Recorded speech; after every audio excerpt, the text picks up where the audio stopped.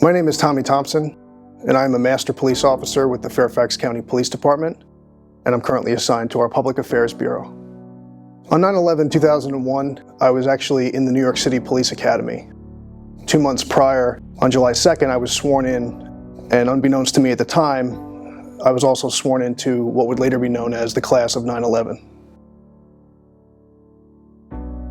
I had met up with other recruits at about 4 o'clock in the morning to head out to the Bronx in order to engage in firearms training. So it was an early start to the day. And at some point during our training, we heard cell phones start to ring. A short time later, over the PA system, we were told to, on the double, get back to the classroom immediately. So we all ran back to the classroom, and you could see instructors running this way and that way, trying to find a television to plug in. There wasn't any TVs in that academy classroom, which is basically like a big hangar at the time. Rumors start spreading throughout the classroom that, a plane had hit one of the World Trade Center buildings. And as young and naive as I was, I thought, this isn't the first time a small plane had hit a building in Manhattan. Figured that the FDNY and the NYPD would do their thing, and, life would go on.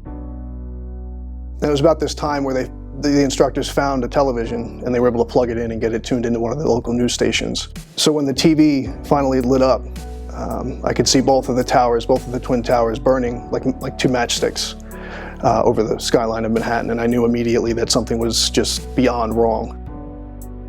Sitting in this classroom, learning all of this information, realizing that obviously there's something serious going on. Time is passing. We're all anxious, we're all trying, wondering what we're going to do. It wasn't long before a couple of MTA buses had been stopped by the NYPD. We were loaded up. Actually, our handguns were taken from us because we weren't yet fully sworn or fully trained police officers. And in exchange, we were given flak jackets. These were supposed to prevent shrapnel or other issues from subsequent terrorist attacks. Pretty sure that's the first time I heard somebody say the word terrorism out loud during this whole thing. Not long after that, we were bussed down as close down to downtown as we could get. We were assigned to supervisors we didn't know, along with other recruits that we weren't totally familiar with, and we were given a particular place to go and a thing to do. My post was at West Houston in Greenwich. From there, it's still a good amount of blocks north of the Trade Center, but it was certainly close enough to get a feel of what was happening. It was chaos. The radio traffic was chaotic and never-ending. There were rumors that a plane had hit the Pentagon. There were rumors that a plane had hit what was the Sears Tower at the time. Luckily, the Sears Tower hadn't been hit, but we learned later that the Pentagon had in fact been hit.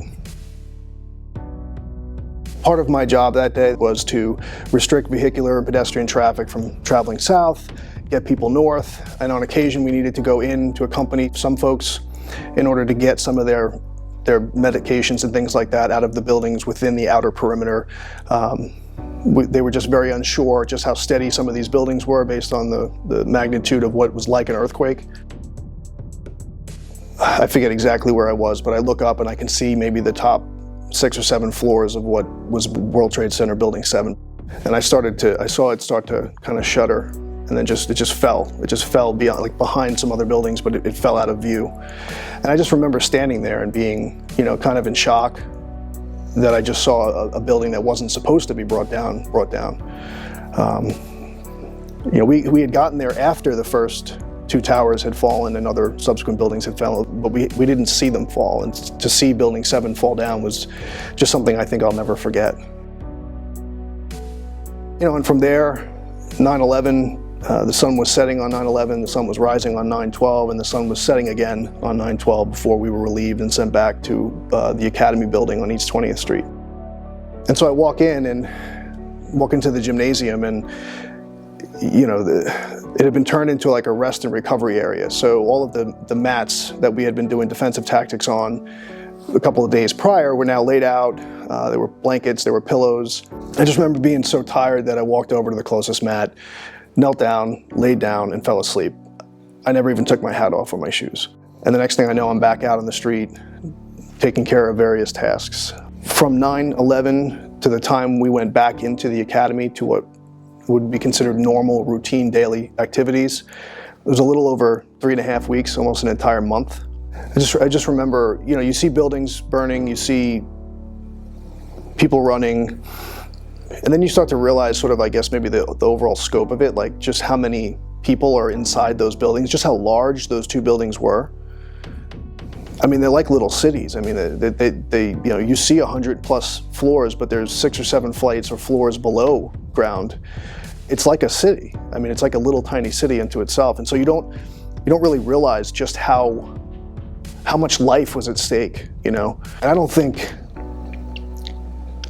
I realized that until like hours or a day later. Like, I don't think my mind went to that place until after, I think, things slowed down a little bit. And I don't think until I sort of downshifted in my thinking that I don't think I realized what it meant.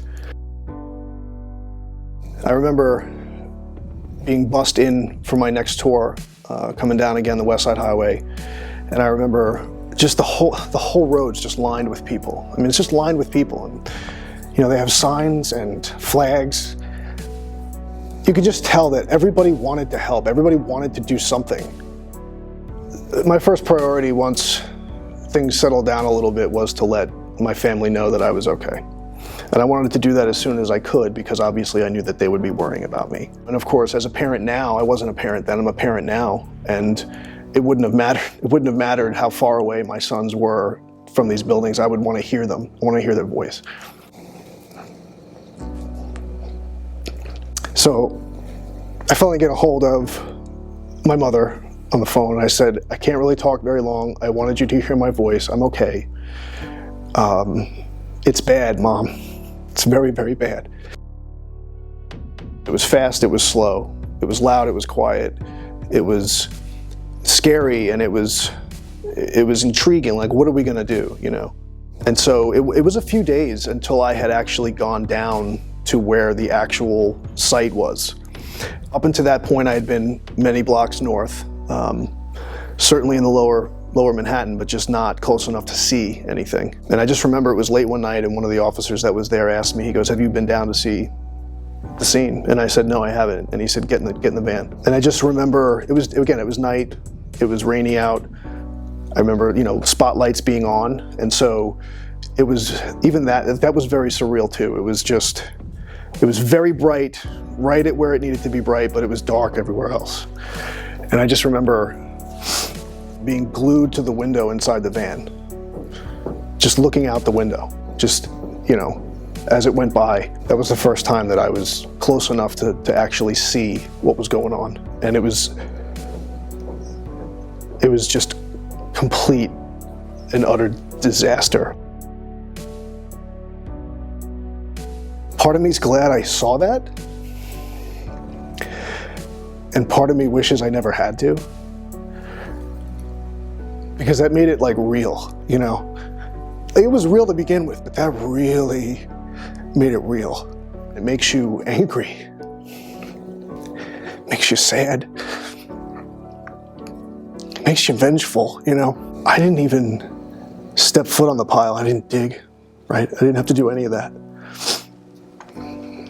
And just all the stuff that I did go through affects me the way it does. And then I think there's so many people that went through so much worse and just gave so much more, to include their lives, you know? And I can't imagine dealing with that level of pain.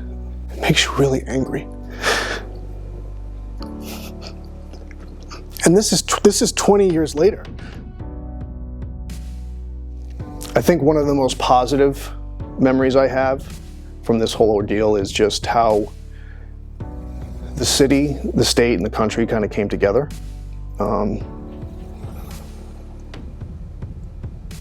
Like, everybody was just pulling in one direction. There was no tug of war. It was just everybody was all on, hands on, pulling in the same direction, like one body.